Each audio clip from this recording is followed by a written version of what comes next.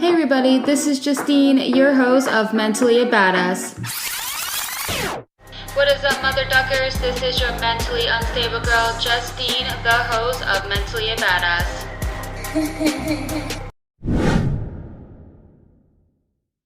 Hey everybody, welcome back to another episode of Mentally a Badass. Today we are doing a solo episode, so it is going to be just me, and I'm going to be talking about the rebrand of Mentally a Badass.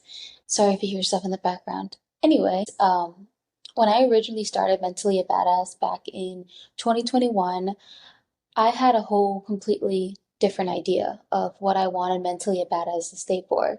So if you're new to the brand, in 2021, I started this podcast for the purpose of breaking the stigma around mental illness. And the idea was that people who struggle with mental health aren't weak-minded, they're badasses. So if you guys don't know, I am the original founder of Mentally a Badass. I started this back in 2021 just as a podcast, and I was only going to have solo episodes, giving tips and tricks, talking about trauma stories, my mental health, but then it all changed when people wanted to tell their story. So of course, I invited that, and it was performing very well. And now Mentally a Badass is a platform for people to talk about what they went through and helping others.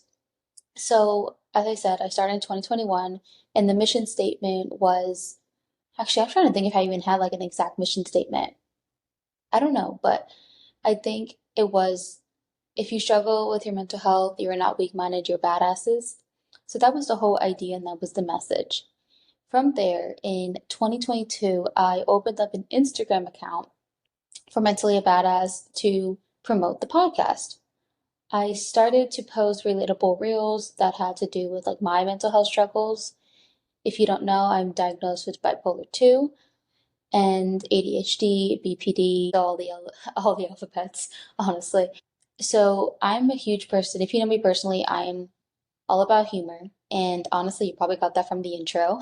So I posted relatable reels, and it actually was going viral. I've gotten like 30,000 views, 40,000 views, people relating to my reels, and honestly, I did not expect it.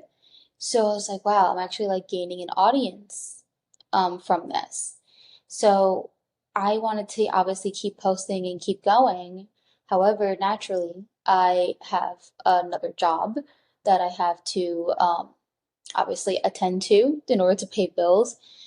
And the second founder, the co-founder, Ariel, if you found us on Instagram, you know who she is.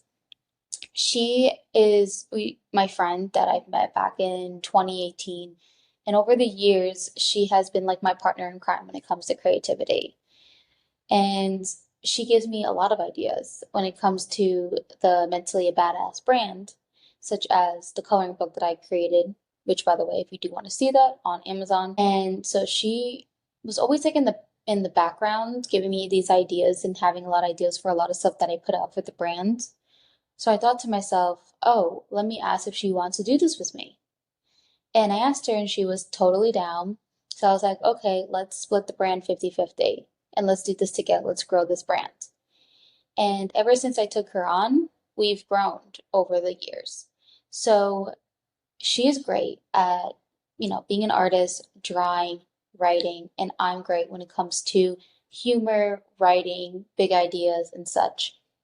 So we're pretty much a good team, right? And so since we worked on this together over the years, we have gained a lot of good connections with the podcast. I found people on Instagram, interviewed them.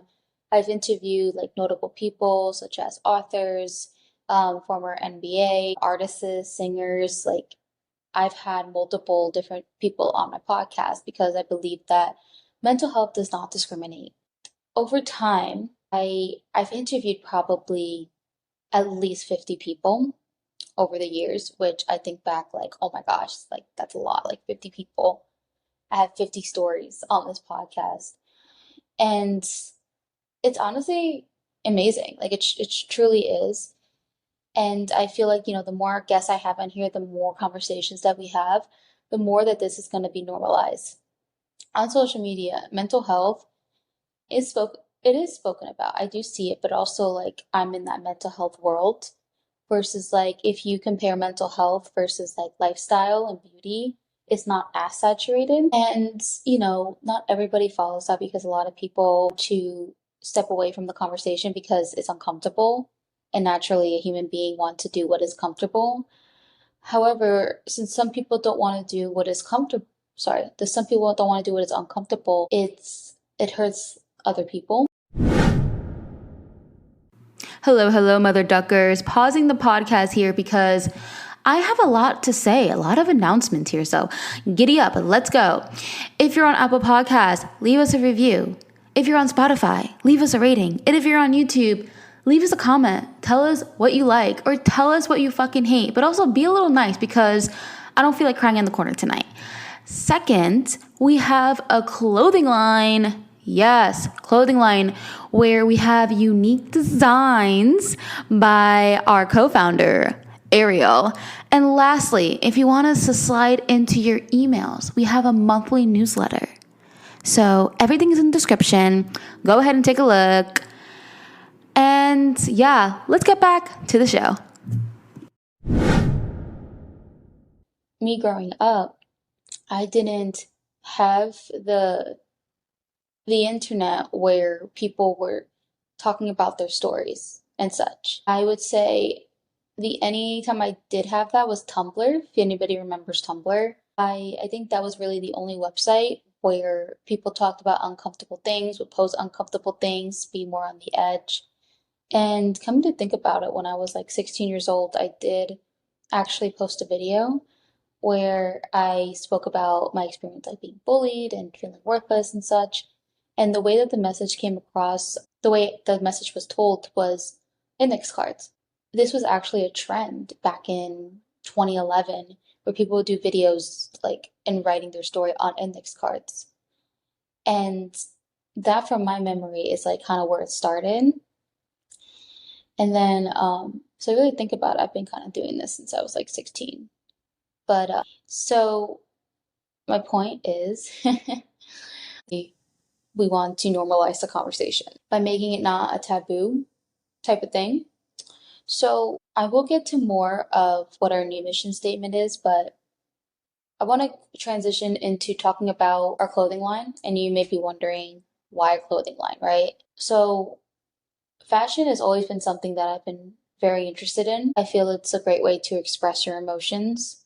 If you at all know me in high school, like I always had a certain style. I always liked to dye my hair. I expressed what I felt inside with my clothes. It helped me people express themselves through music. Fashion was something that I really enjoyed. And Ariel, she's an artist.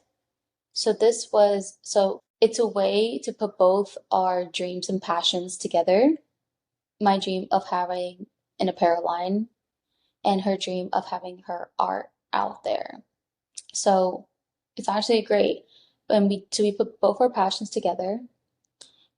We put both our dreams together to fulfill the main dream, which is what I mentioned before, is normalizing the conversation. Some of our shirts are definitely statements that most people do not want to wear. I'm wearing one right now, so if you're watching this, it says Sad Gen Zer, and episode should be out after we actually launch these next two. So a couple of statements that we have are, I may be smiling, but I'm dead inside. And people may look at it and be like, wow, that's so depressing.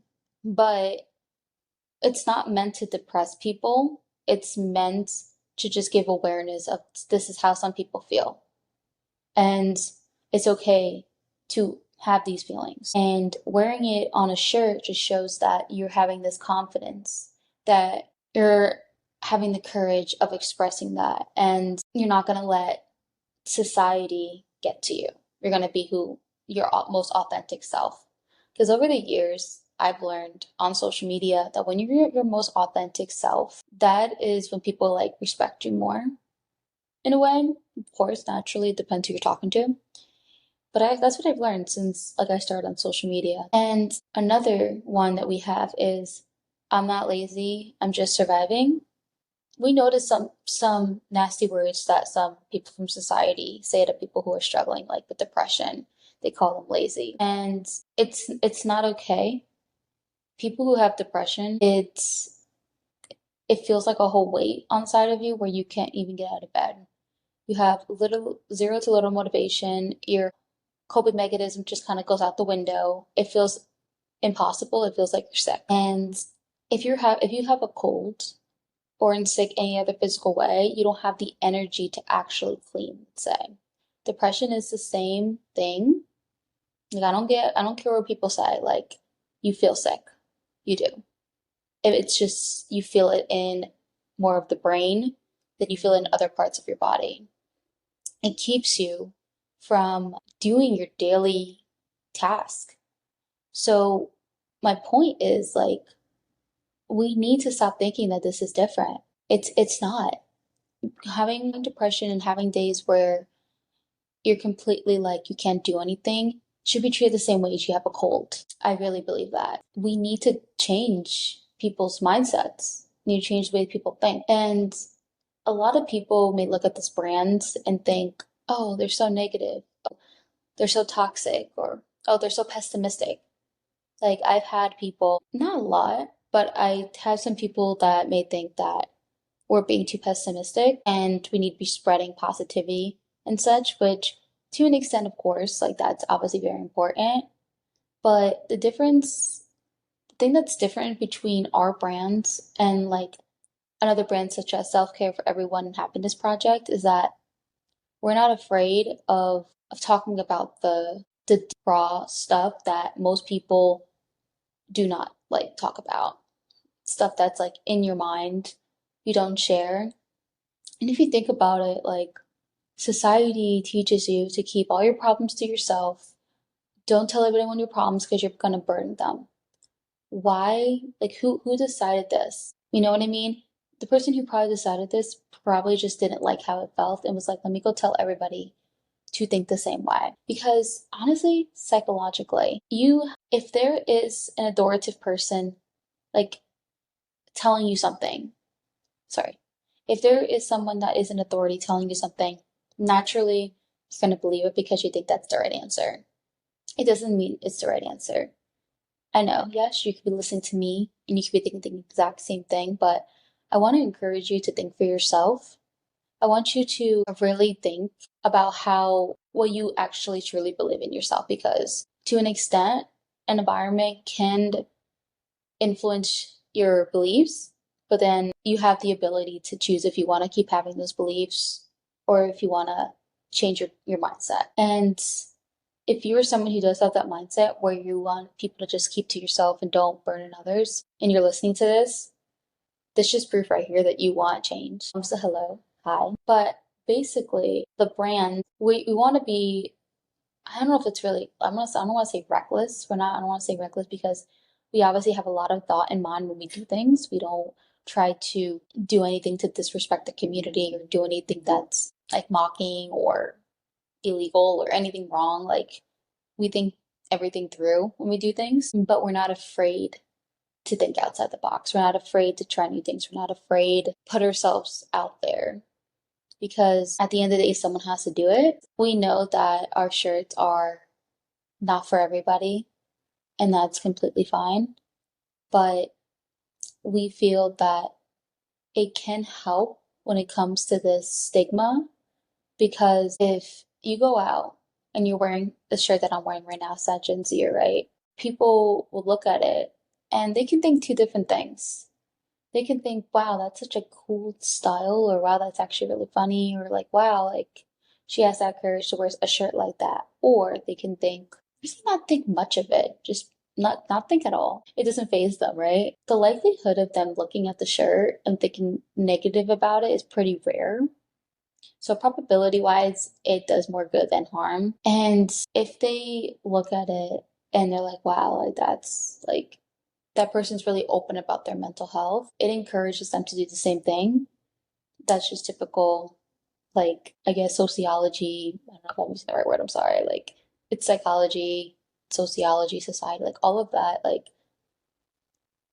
we I think the main thing is that happiness project, self-care for everybody is definitely spreading, that positivity and hope. And our mission is giving people the courage to have these conversations where it's not taboo, where it's not feeling anxious. Like I wanted to get to the point, like people are okay with being like, oh, I'm on this medication, or I had a breakdown yesterday, or oh, like I want that to be like normalized and be a normal conversation, and it's working. Like Gen Zers and are really the generation that's really pushing it more. Millennials are open to it as well, and they aren't like jerks when it comes to like mental health. Like they're pretty much like will listen and more open, while Gen Zers are literally trying to push this issue. And I think they're doing great. But what I've learned, just like being on social media, is that there's a lot of work to be done. There's still a lot of ignorant people out there where someone would be vulnerable online and people would just like tell them to like tell them really nasty things, tell them to stop. And so my point is that it's still out there. We still have a lot of work to do. Our new mission statement is being vulnerable is pretty badass, because I believe that what Ariel and I are doing is pretty badass. We're ignoring all of the comments where people may think badly of us because we don't care. We're being our most authentic self, because why be somebody that you're not? Everybody is unique. There's no reason to pull on someone else's persona. And I'm guilty of doing that during my YouTube era. I look back at my videos and I'm like, oh my God, like I was just so fake. Not fake. Well, I was over the top because I was trying to be on the same energy levels as other YouTubers, because I felt I had to have that personality to be successful. But then what I learned now is that when you are yourself, like that's when people are like, okay, let me listen to this person. Because at the end of the day, people can see right through people's bullshit. Yeah.